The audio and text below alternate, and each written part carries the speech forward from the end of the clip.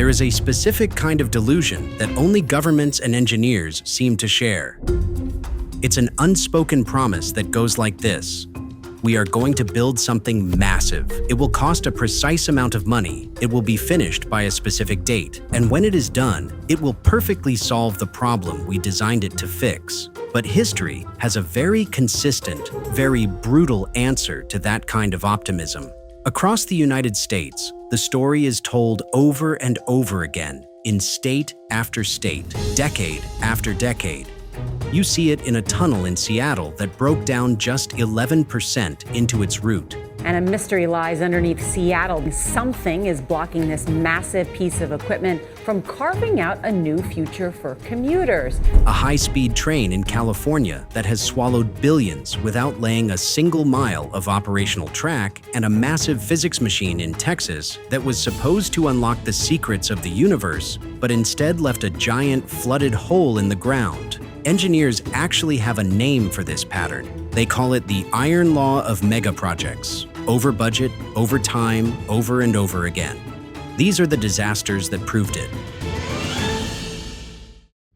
In 1959, Boston built itself a massive concrete cage called the Central Artery. It was a 6-lane elevated highway slapped right through the middle of downtown, completely choking the city off from its own historic waterfront. It was originally designed to carry 75,000 cars a day, but by the 1990s, it was cramming in over 200,000. It had become a 10-hour daily parking lot, costing drivers an estimated $500 million every year in wasted time and fuel. The proposed solution was radically ambitious: tear down the highway and slide a massive expressway completely underground. The catch was that crews had to tunnel beneath active subways, ancient water mains, and skyscrapers, all while keeping the city fully open for business. Officials compared the plan to performing open-heart surgery on a patient who was wide awake. When planning began in 1982, the estimate was $2.56 billion with a completion date of 1998. Neither number stood a chance against reality. The moment excavation crews went underground, they realized the soil beneath Boston was unstable sludge, packed with centuries of unmapped pipes, wires, and foundations that didn't appear on a single blueprint. To keep downtown from literally sinking, they had to install miles of reinforced concrete walls and drop a tunnel 90 feet under Boston Harbor. The budget didn't just leak, it exploded. By 1994, the public estimate hit $10 billion. Behind closed doors, internal documents later revealed that engineers knew the real price tag was already closer to $14 billion, but they kept it a secret so the public funding wouldn't stop. By the time the project wrapped up in 2007, 8 years late, the final construction bill reached $14.8 billion. With interest on the bonds, taxpayers will be paying a total of nearly $22 billion through 2038. A single highway project ended up costing more than the Hubble Space Telescope and the Large Hadron Collider combined. And the tragedy is, it wasn't just a financial failure. In 2006, a 26-ton concrete ceiling panel collapsed inside the new tunnel, crushing a car and killing a passenger. Investigators found that the epoxy anchors holding the panels had been installed with fasteners that failed under a sustained load. The exact kind of structural deficiency a rigorous inspection should have caught instantly. Today, the tunnels do work, traffic is down, and the old highway footprint is a beautiful green park. But the big dig left a terrifying legacy. The engineers knew the real price tag for 6 years while maintaining a total public lie. It wasn't a construction failure, it was an accounting scam. In November 2008, California voters approved Proposition 1A. The ballot measure handed them a dream: a sleek, ultra-high-speed rail line connecting Los Angeles to San Francisco in just 2 hours and 40 minutes at speeds crossing 200 miles per hour. The projected cost was $33 billion, and the system was supposed to be operational by 2020. 17 years later, the projected cost has ballooned to a mind-numbing $231 billion. The amount of high-speed track actually laid is zero. The earliest possible opening date for any portion of the line has been pushed to 2032, And it isn't even connecting LA and San Francisco. It is a 171-mile stretch between Merced and Bakersfield, two cities in the Central Valley with a combined population of about 600,000 people. How a project fails this badly comes down to a single baffling characteristic. California started building a massive train before buying the land to put it on. In 2012, the High-Speed Rail Authority signed major construction contracts when the project designs were only 15% finished. By the next year, they hadn't acquired a single land parcel. They literally started building on routes they didn't legally own, triggering a chaotic cascade of lawsuits from farmers, cities, and environmental groups. The cost of that single Merced to Bakersfield segment skyrocketed from an initial $6.2 billion to over $38 billion. By mid-2025, the federal government finally lost patience and pulled the plug on $4 billion in unspent funding, citing billions already burned, zero high-speed track laid, and missed deadlines to even select a train manufacturer. The state had managed to build a rail system with no trains, no completed track, and no connection between its two major hubs. Palantir's CTO summarized the situation perfectly when he noted that for $10 billion, Elon Musk put 300 rockets into orbit, while for $11 billion, the state of California built 1,600 feet of elevated rail with no actual rail on it. Today, politicians from both parties are publicly calling to abandon the project entirely. The massive concrete viaducts, tunnels, and overpasses built in the Central Valley over the last decade are completely real, but they connect to nothing and go nowhere. They just sit there, expensive, incomplete monument pieces waiting for someone to decide what to do with a railway that a train has never touched. By the time Denver International Airport finally opened on February 28, 1995, it was already famous for two things: how late it was and how strange it was. The strangeness, the apocalyptic murals, the gargoyles over the baggage carousels, and the demonic blue horse at the entrance became its identity. The lateness became its legacy. Denver genuinely needed a new airport because the old facility was plagued by closely spaced runways that caused nationwide travel delays during bad weather. The city went big, planning a facility twice the size of Manhattan with a distinctive fabric roof meant to mimic the snow-capped Rockies. It was bold, highly ambitious, and scheduled to open in October 1993. What killed the schedule wasn't the architecture, it was the luggage. The airport's crown jewel was supposed to be a fully automated baggage handling system, a massive network of 3,100 independent electric carts flying across 21 miles of track. It promised to deliver any bag anywhere in the airport in under 10 minutes with no human handlers required. But the technology was completely untested at this scale.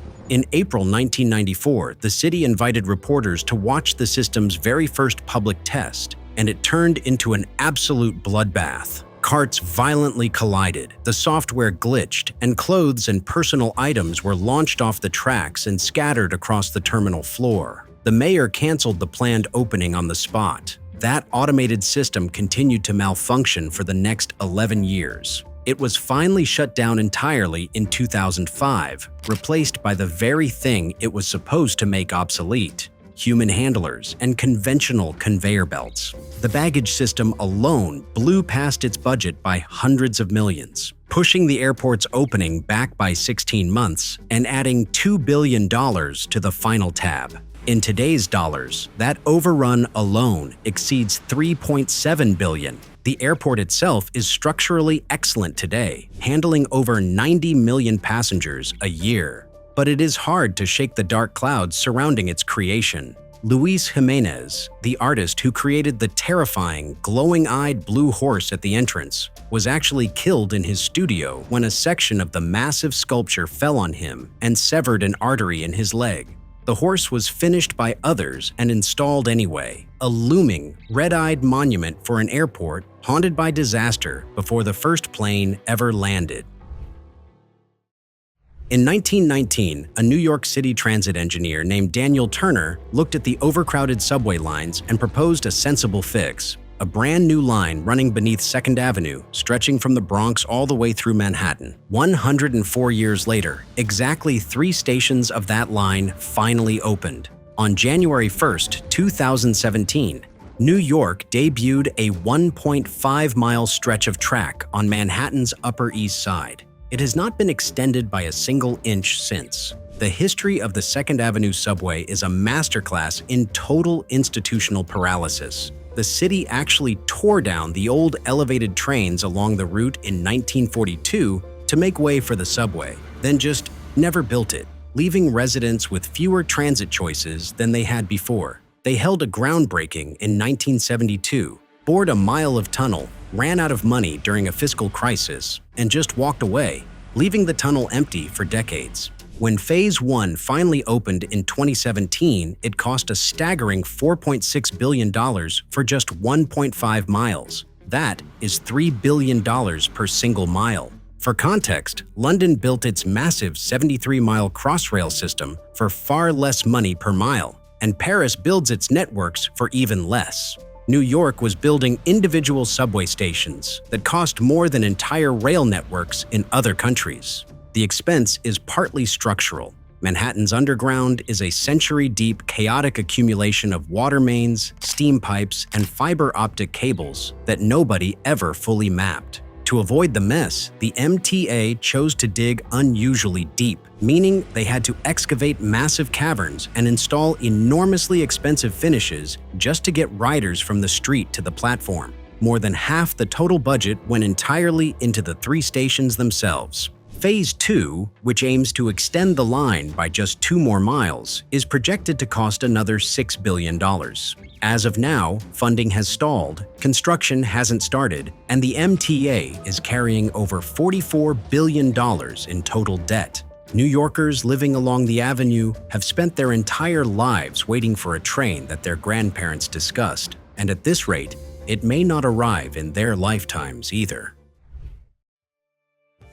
On July 30, 2013, the world's largest tunnel boring machine pushed its massive 57-foot cutting head into the earth beneath Seattle to begin a 1.7-mile journey. Her name was Bertha. She was a 6,700-ton mechanical beast shipped from Japan that cost $80 million, built specifically to dig a tunnel to replace an aging highway viaduct that was severely damaged in a previous earthquake. 3 weeks into drilling, the project was already 2 weeks behind schedule. And then, on December 6th, after boring just 1,083 feet, barely 11% of the route, Bertha stopped cold. Her main bearing had catastrophically overheated and shut down. What followed was one of the most expensive and humiliating construction stoppages in American history. Investigators eventually determined that Bertha had struck an 8-inch steel pipe left in the ground. The ultimate irony? That pipe had been drilled years earlier by the Washington State Department of Transportation, the exact same agency overseeing the tunnel project. They had left a structural trap for their own $80 million machine. The finger-pointing was instant. The contractors sued the state for $200 million. The state countersued, the insurers countersued, and subcontractors filed their own legal claims. To physically reach Bertha's damaged nose, workers had to dig a massive 120-foot vertical shaft down through Seattle's soft, sandy soil. As they dug, the ground began settling. A massive 30-foot sinkhole opened up directly above the machine, and historic buildings downtown started showing signs of structural movement. The governor halted the project entirely until engineers could certify it was safe to breathe. Bertha was stuck in the mud for 2 full years before repairs were finished. She finally completed the tunnel in 2017, opening 3 years behind schedule and forcing the state to absorb $223 million in overruns. A jury eventually found the contractors responsible for the breakdown, awarding the state damages, but the machine itself was instantly disassembled and sold for scrap metal. The $80 million engineering marvel was chopped up after a single use, all because of a steel pipe that had been forgotten in the dirt since 2002. In 1987, Ronald Reagan stood in the Rose Garden and told America's physicists to throw deep. The project was the Superconducting Super Collider, a plan to build a massive particle accelerator beneath the plains of Waxahachie, Texas. Its underground ring was designed to be 54 miles in circumference, 3 times larger than Europe's Large Hadron Collider. It was meant to smash protons at unprecedented energies, find the mysterious Higgs boson particle, and cement American dominance in high-energy science for generations. The original cost estimate was $4.4 billion. Construction began in 1991. Workers successfully bored 23 kilometers of tunnel through the Texas limestone, built laboratories, and assembled a small city of the world's brightest physicists. The future of science was actively happening in Texas, but by 1993, the cost estimate had risen to a minimum of $11 billion, and the bookkeeping was a complete disaster. A General Accounting Office report revealed that the project had absolutely no functioning cost and scheduling system capable of tracking where the money was going. An audit found that 40% of the $2 billion already spent lacked adequate documentation. Worse, auditors discovered that hundreds of thousands of taxpayer dollars were being spent on upscale Christmas parties, catered lunches, and the purchase and maintenance of office plants. Congress had serious questions, and while the physics community provided technically accurate answers, they were politically useless. On October 19, 1993, the House of Representatives officially voted to cancel the project entirely. After more than $2 billion spent, the superconducting super collider was dead. What remained was 30 kilometers of empty tunnels slowly filling up with groundwater. The equipment was auctioned off, the land was parceled out, and today, a chemical company uses the site to manufacture oil field products. The real sting came 11 years later when Europe's Large Hadron Collider came online. In 2012, on the 4th of July, scientists in Switzerland announced they had officially discovered the Higgs boson, leading directly to a Nobel Prize. The world-changing discovery that defined a generation of modern physics happened in Geneva. It was supposed to happen in Waxahachie, but the American tunnels are still down there, silent beneath the Texas plains as the water keeps rising. In 2005, 3 environmental advocacy groups filed a formal motion with the Federal Energy Regulatory Commission warning that the Oroville Dam in California had a critical design flaw. They pointed to technical data showing that if the dam's emergency spillway, which was just a bare, unlined earthen hillside, were ever used, massive erosion would tear the mountain apart and cause catastrophic damage downstream. The solution, they argued, was to line the slope with concrete. Regulators and the state reviewed the concern, denied the request, and left the emergency spillway as an unlined dirt hillside. 12 years later, in February 2017, the emergency spillway was forced into action for the first time in the dam's 48-year history.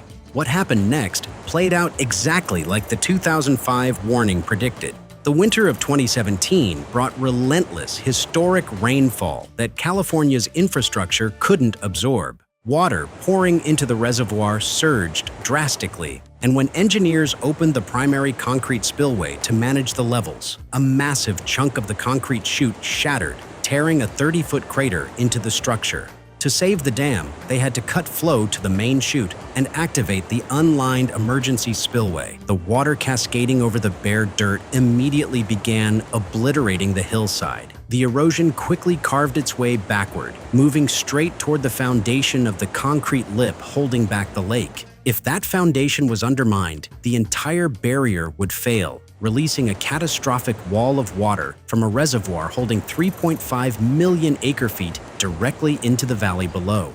An emergency evacuation order was triggered, forcing 188,000 people to flee their homes in a state of absolute panic. Highways gridlocked as residents ran for their lives. Helicopters scrambled to frantically drop giant bags of boulders into the collapsing hillside, while engineers made the terrifying choice to run water back down the broken main spillway just to lower the lake. The dam held, but the repairs took 18 months and cost $1.1 billion. An independent forensic team later slammed the state, concluding the crisis was caused by a long-term systemic failure to address known structural weaknesses. The concrete lining that was recommended in 2005 was finally installed, but only after nearly 200,000 people had to run for their lives. Honolulu has some of the most frustrating traffic gridlock in the United States, so in 2005, the city approved a 20-mile elevated light rail system. It was designed to run from the western suburbs straight into downtown Honolulu, giving drivers a reliable alternative to the packed highways. Construction was scheduled for 2011 with a full opening in 2020 at a cost of around $5 billion. Today, the price tag has climbed to $12.45 billion. A small section finally opened in 2023, but it doesn't actually reach downtown Honolulu, and it won't get there until at least 2031. A brutal city auditor's report revealed that the Transit Authority had zero performance metrics for its contractors and approved a massive mountain of expensive change orders with virtually no justification. They rushed into construction before finishing basic environmental surveys, immediately plowing into sacred native Hawaiian burial sites, which froze the project in federal court for years. Later, utility relocations became a multi-year disaster because managers failed to provide complete designs to city departments before breaking ground. The project became a revolving door, burning through 6 different CEOs since 2014. One executive took the job, looked at the actual numbers, publicly admitted that the project was going to cost 3 times the original estimate, and was immediately fired for his honesty. His replacements went back to using the lower, unrealistic numbers until reality caught up with them again. To fund this disaster, a special tax surcharge was slapped on every single business transaction, meal, and hotel stay in the state, disproportionately hitting low-income residents. It is officially the most expensive per capita transit project in American history, putting every single resident of Oahu roughly $13,700 in debt. And the ultimate irony is the route itself. When this multi-billion-dollar train is finally finished, it won't connect to the airport, it won't reach Waikiki Beach, and it terminates at the edge of a shopping center. It doesn't drop riders off within walking distance of the places they actually need to go. The traffic it was built to solve is completely untouched, and the rail line simply carries people from the suburbs to the edge of the city they were trying to reach. When Dulles International Airport opened outside Washington, D.C. in 1962, the blueprints already included a plan to connect it to the city by rail. They even built a massive empty dirt median down the middle of the airport access highway, specifically reserved for the future tracks. That train finally opened on November 15, 2022. It took exactly 60 years for that future to arrive. The Silver Line extension opened 4 years late, hundreds of millions of dollars over budget, and dragged itself through a construction process plagued by cracking concrete, major rail installation errors, and a global pandemic. It got so bad that a project executive was eventually sentenced to federal prison for submitting fraudulent quality control test results on the concrete panels used to build the stations. But the real flaw lies in a political decision made years earlier. To save $330 million during a budget dispute, politicians refused to build the station underground directly beneath the airport terminal. Instead, they opted for a cheaper, above-ground station built way out near a parking garage. Because of that cost-cutting measure, international travelers stepping off a long flight today don't get a seamless transit experience. Instead, they are greeted by a lengthy hike through underground pedestrian corridors and moving walkways just to reach the platform. The space saved for the train in the 1960s sat completely empty for over half a century, while a revolving door of jurisdictions argued over details, ultimately building a compromise system that cost over $6 billion anyway. The rail line that was always coming took 6 decades to cross the finish line.